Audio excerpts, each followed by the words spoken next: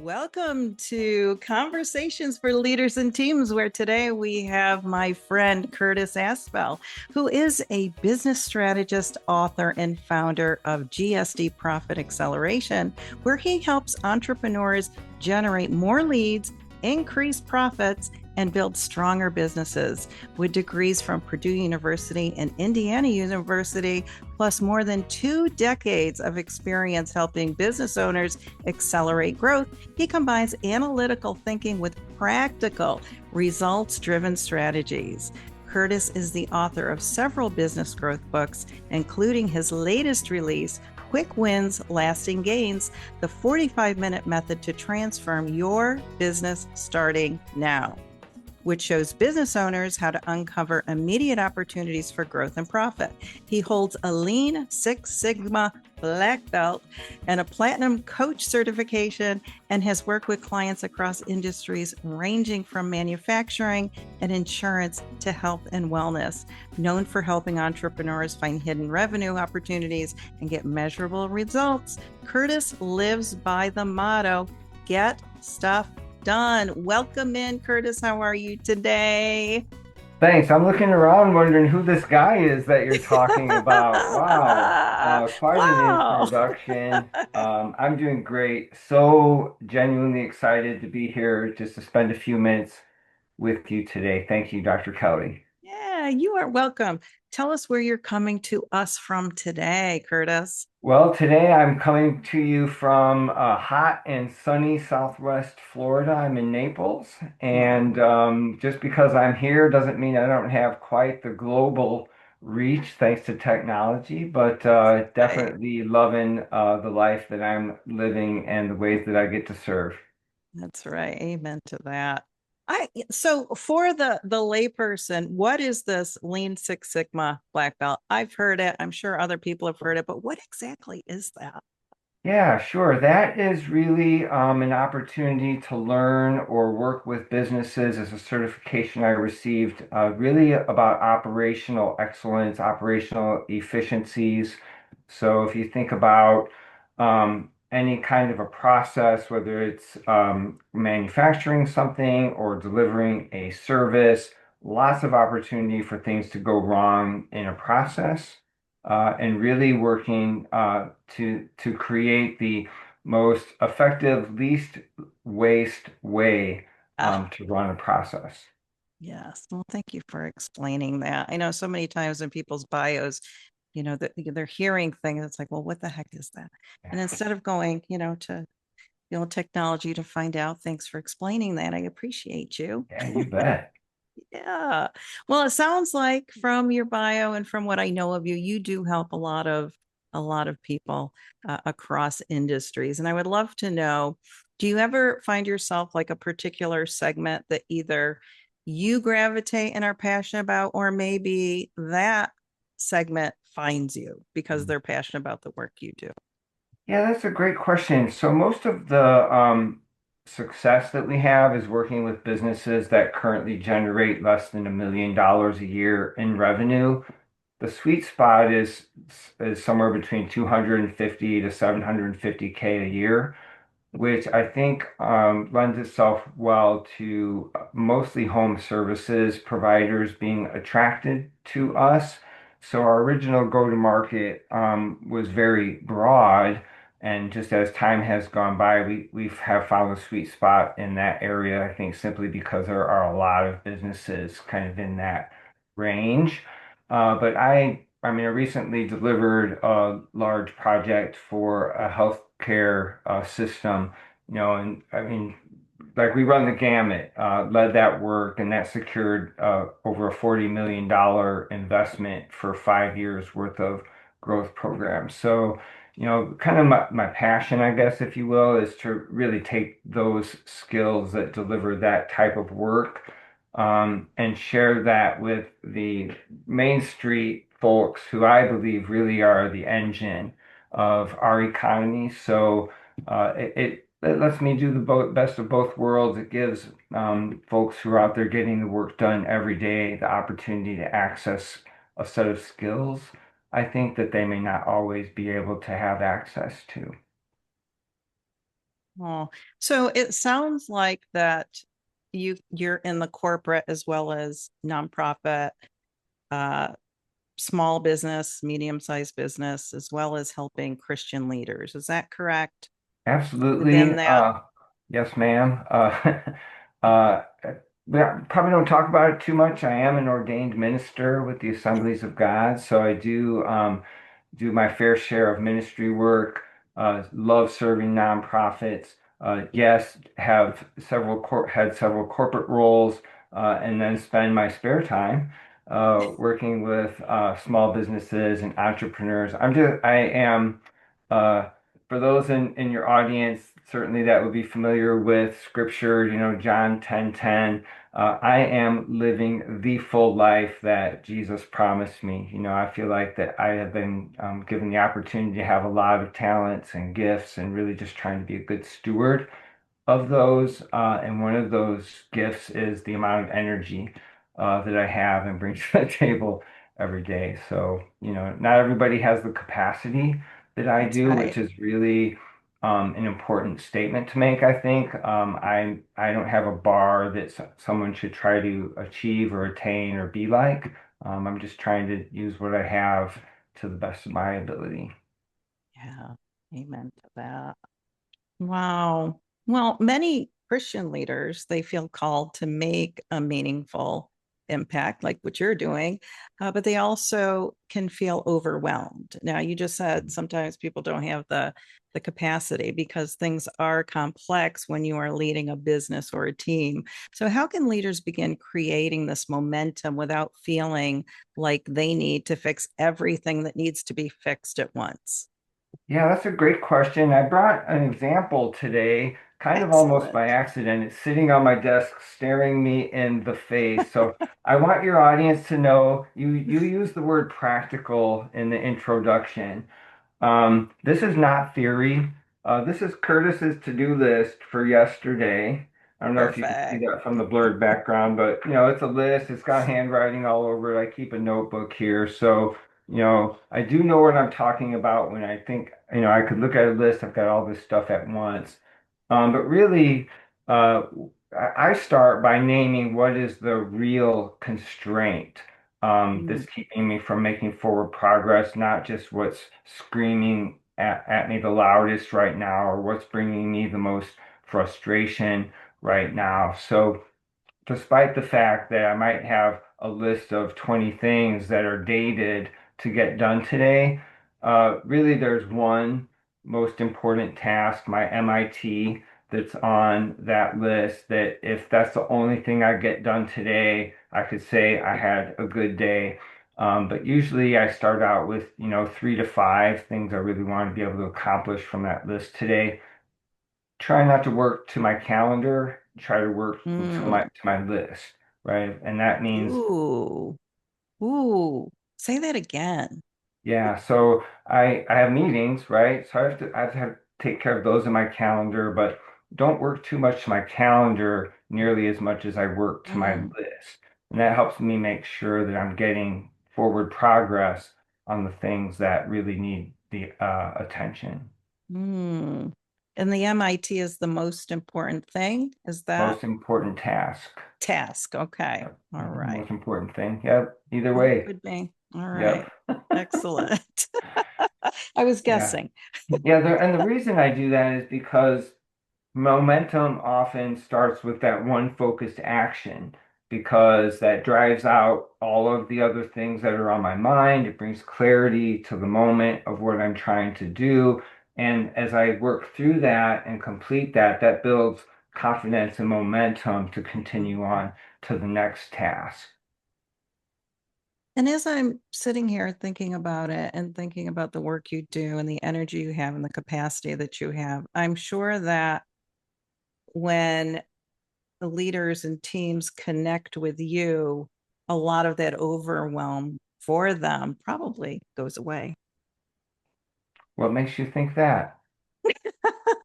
Well, because I feel like they have a partner Hmm. in it with them. They have somebody who has stepped in to help them, right? And they still have to do the work, but I feel as though when a leader has a partner, when a team or when an organization has somebody who knows their stuff, who, as I said, has the energy, has the capacity to help them, and they can really understand that stuff is going to get done because now Curtis is in the mix. I think that's important. Yeah, that's part of why I say together we get stuff done, right? Like you're not just giving me another list of my, I have my own list. I don't need your list Right. I too. Right? But yeah, through just thoughtful inquiry, having someone at the table to navigate or think out loud with, definitely have the opportunity to bring clarity to that immediate Yeah. next step as, we're working together or collaborating on a project, or if I'm coaching with you directly. It's a great reminder, right? Your audience knows this. If you're an entrepreneur, it's all on you, right? So who do you have in your corner to think out That's loud with, right. or to strategize with, or Mhm. just to dump on, Right. right? Like I have coaching calls every day, and I mean we have an agenda, but I never really know what is going to happen necessarily Mhm. during that call unless we're working on a particular project or strategy. Mhm. And that is the beauty of coaching. Mm, love I it. love Yep. that. Yep. Living in the moment. Hmm. Well, I mentioned your book and you have, several books, but your book Hmm. focuses on the idea of quick wins that lead to lasting gain. So lasting, important word there. Why are Hmm. small, why are the small focused actions that you talk about so powerful for leaders who are trying to grow a business or strengthen a team or steward their organization well? Yeah, small actions reduce friction. Mm, So, if think about that, and it also makes progress visible. So, example, the list, right? Even if I have one most important task, even if I know that most important task is going to take me 3 or 4 hours to complete today, and I mean, I don't know if you ever have this experience, but some days I just don't feel like showing up at the office and doing my work. But in those moments, what's the goal? 15 minutes at a time. I'll put my mm, AirPods in. I will put on some music or some brainwave things, and I'll set a timer for 15 minutes. I will work diligently for 15 minutes. I'll get up and take a 5 to 10 minute break, and then it's right back at it to 15 minutes. By the time I do that two, three, 4 times, I'm now able to go 2, 3, 4 hours just simply mm, because I created the momentum. So what happens is um, physically, you start to stack, right? Because you have invested the time in your most important task. It's very important to you, or it wouldn't be your most important task, whether you feel like doing it today or not. And by the time you get that ball rolling, it kind of keeps rolling. So, law of the big mo, if you will, to a John Maxwell reference there. And because you're seeing the progress and you're reducing the friction 15 minutes at a time, you're able to stack the progress essentially. mm, mm. Have you found that when you talk about this with leaders as something that they can incorporate into their day and get some success from it, is it difficult for them to stop what they're doing? We model it. So, it's not beyond us to demonstrate that with a 15-minute call instead of a 45-minute call, right? So if we Love it. model that a few times, they start to work that muscle out and learn like, okay, I just have to stay focused for the next 15 minutes. What am I going to accomplish in that Mm, amount of time? hmm. Well, I think we've been on about 15 minutes, so I think we should go. Time flies when you're having fun. No, I love that.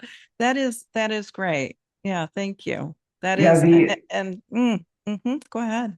thanks. I mean, the challenge with that sometimes, right? If I'm taking a 5 to 10 minute break every 15 to 20 minutes, I'm losing air quotes, Yes. about I could lose up to a half an hour every 60 to 90 minutes, right? But the function there really is at the end of the day. It does enable me to go longer. So I might put in, and I don't do this every day, but I might put in a 12, 13, 14-hour day, but I really only worked 8 to 9 hours, 10 hours Right. maybe. And in those breaks, I mean, that's where, I mean, I might have something else on the list to do around the house, or I may Right. respond to 3 or 4 email messages while I'm taking a short walk and being on my break. Mm-hmm. That was me last night. Mm, Put in a lot of hours, but got up a lot. yeah. And Yeah. that's And okay. I did that. think And that, it is okay. yes. Yes. Yes, Yeah. giving myself permission to do that in the beginning was really hard, but once I Mm-hmm. did it and did it and did it and did it, I was like, oh, Mm-hmm. this works for me. Yeah. You work that muscle. Yep. Mm-hmm. Excellent. All right, let's talk about some teams here. So, how Mm. can leaders involve their teams in identifying constraints, solving problems, and creating progress rather than carrying the full weight of transformation by themselves? Yeah, this goes back Mm, to my lean training. They call it, you go to the Gemba, you go to where the work is done. And the mhm, example here is where this all started at Toyota, was at Toyota back in the 70s. Anyone on the production line could stop the line if they saw like a defect. And the defect is something that if it gets through, it's a problem. So if you stop, you catch it and you stop it, it's not a defect. If if it gets through mm, to you and it's not the way that it should be done, it's a defect. So they gave everyone on the line permission to stop the line if they noticed something that would create a defect. And it and I have been guilty of this as a leader myself, right? I'm the leader. I know a lot. I have a lot of answers. If you come to me, I'm probably going to give you one. And it's taken me a lot of opportunity to train myself to ask better questions, not just give an immediate answer, and to ask those questions of the people that are closest to delivering the work in any part of the process, because if they believe that you want to hear them, they will tell you, and then you have the opportunity to fix it. yeah. Oh. And when it comes to teaming, teamship, I think it's important, as you say, for leaders to give their people permission, Mm. right? Just like with the Toyota, they had permission to stop the line. And so leaders with their teams have to give their teams permission to raise their voice, Yep. right? Stop the Yep. line, if you will, with certain things. What might be some other examples that you can think of? Yeah, I mean, if you think about the idea that ownership creates energy, right? Like this is Mm, I'm responsible mhm, for this. And so if you let me own that, I'm going to do the best that I can at it. And it can be really challenging, I think, in our environment. Social media is right. so loud at us. And I think that there's an incredible opportunity to not believe that you have as much agency as you really do have. And so, if you can take pride in your work, if you can do the kind of work that, you either feel called to do or Mm, love doing, or maybe even more importantly, learning, in some of our circles, right, learning how to do or enjoy the work that the Lord has provided for you, you then have this opportunity to really have this enthusiasm or energy toward delivering. One of my favorite scripture references is from Colossians chapter 3, and it talks about like don't do the work like you're working for man, like do the mhm, work like you're working for the Lord. And I feel like I get so many opportunities to remind believers of that because, not everybody is involved in a ministry. Not everybody mhm, is a pastor. And I believe that your calling to work, regardless of the role, is just as much of a gospel sharing opportunity and calling, perhaps, as being someone like a pastor. Yeah. And I think people have an opportunity to look at the work they do as their ministry, right? If Absolutely. they're passionate about it, it doesn't have to be, oh, I'm part of a church. This is, it has to be a ministry out of a church. It's here we are, everyday Yeah, life ministries. thank you for helping me say that so much more eloquently. Yeah, that is exactly the point. Yeah, awesome. Well, let's talk about you're a coach, you're a leader. So, for Christian coaches and business leaders, how do faith, stewardship, and practical strategy come together when helping people move from good intentions to meaningful action? So, what is that? We have good intentions, but many times it just stops there. And I see this all the time. It's like we talk a Mhm. lot about our intentions, but getting it across the finish line, having that momentum and that meaningful action. What does that look like? Yeah, I don't know if it would surprise you, but I have a coach. I kind of, eat my own soup over here. Yeah. Yeah. And we talk about the talking to doing ratio. Mm-hmm. And so, I mean, part of just from a tactical perspective, right, having the accountability, like I'm not going to go to too many meetings with my coach saying the same thing without having done something. And I mean, as much stuff as I get done, you would not believe how often I have this flurry in the 2 hours before I meet with my coach because I committed to getting some stuff done before we talked again, right? And so, I mean, again, back to like, in case you wonder if this is all theory or, I'm living this out myself, but That's right. uh, in combination, right, our faith gives us purpose. So why do I invest the capacity that I have, the resources that I have in working with leaders, working with entrepreneurs? It's because I believe that that's part of my purpose and my calling. Mm-hmm. That then becomes a stewardship question. So, Mm-hmm. what am I doing with my time? What am I doing with my energy? What am I doing with my money? What am I doing with my skills? And how am I being responsible with that as part of what I believe is my calling? And then you quickly move then into the strategy part, which provides us some structure, right? So we talk a little bit about, we've all known people who have good intentions, but Mm-hmm. they don't necessarily accomplish all of the, or, as much of the things as they talk about. A lot of pie in the sky, right? So you can do one Right. of two things. You can either develop a strategy to do the work yourself, or you use the strategy to help you, um, draw team members to help you implement that vision or these ideas that you have. And so the strategy really, I think, helps you have a framework, a guardrails or a box to work within that help you make the progress that you say you want to make so that you don't, let 2 years, 5 years, 10 years go by, and then you're like, well, it's too late Oh. now. Mm-hmm. That's right. It's still on the list. Yeah, very much. And how important was it to begin with? Sometimes the Absolutely. question is too, Yep, right? yep, yep, yep. Because we give our time and attention to things that we feel or know are important to us. We forget how important the here and now is, right? As coaches, we talk about how important it is to be present.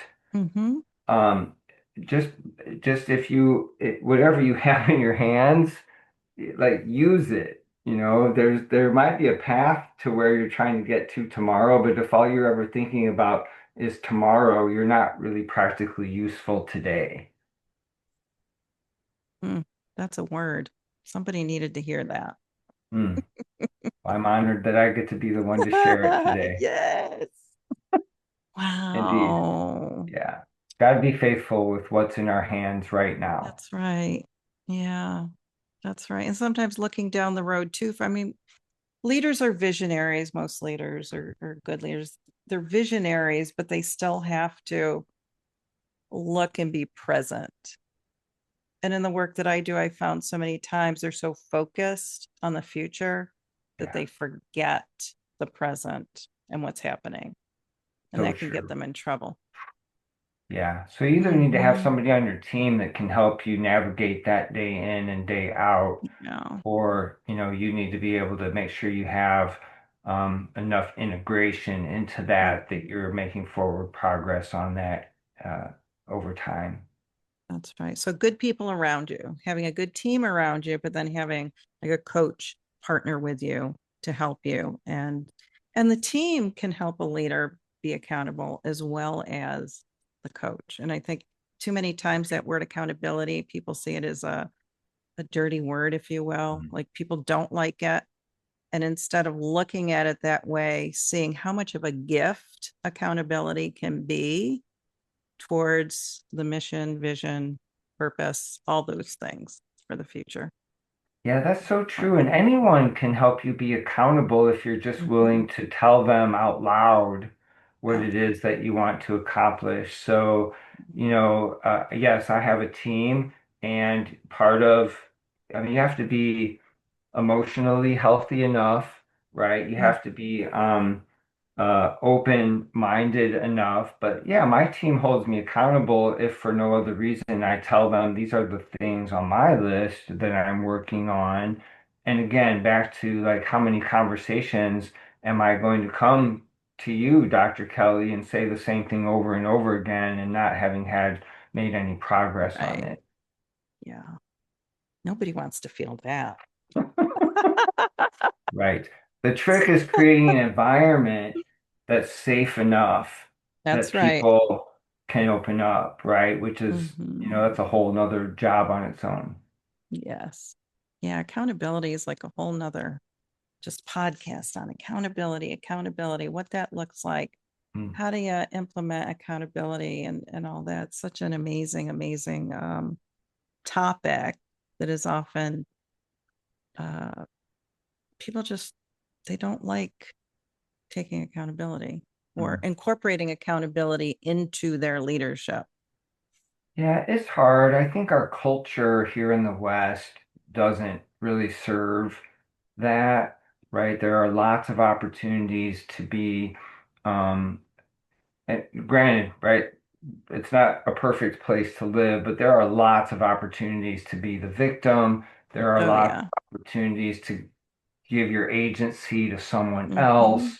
And I mean, we're sharing a lot of great stuff here today, but if the only thing that someone hears me say today is you have agency and you can live a much more amazing life than you think you can, you just have to get started today. Like it would be worth all the prep and anything else we might have gotten ready to talk today. Yes, I agree with you Yeah, there.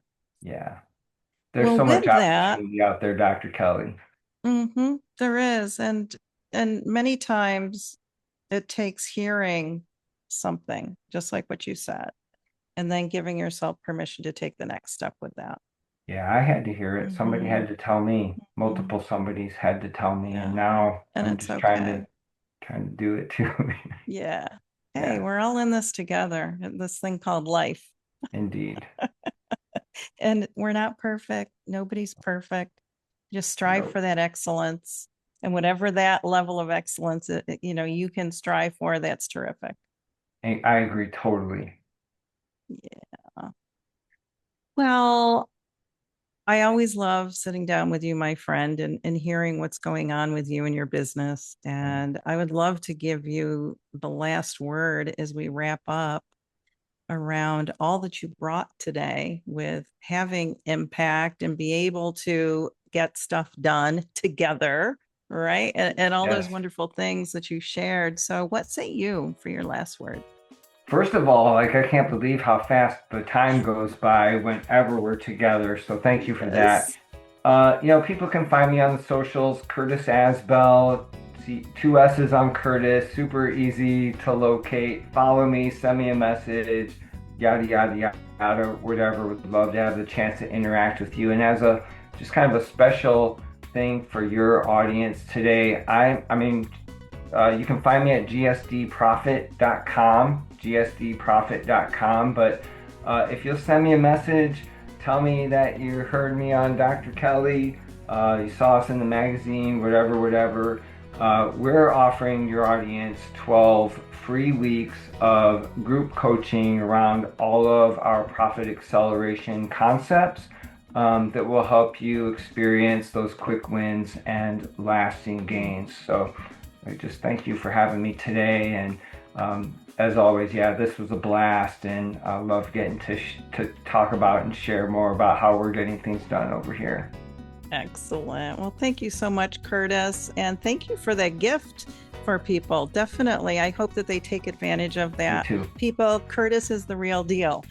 And so thanks for coming on Conversations for Leaders and Teams. And until next time, you keep doing great things. We'll see you soon. Yep, thanks. I will. Bye-bye, Dr. Kelly. Bye-bye.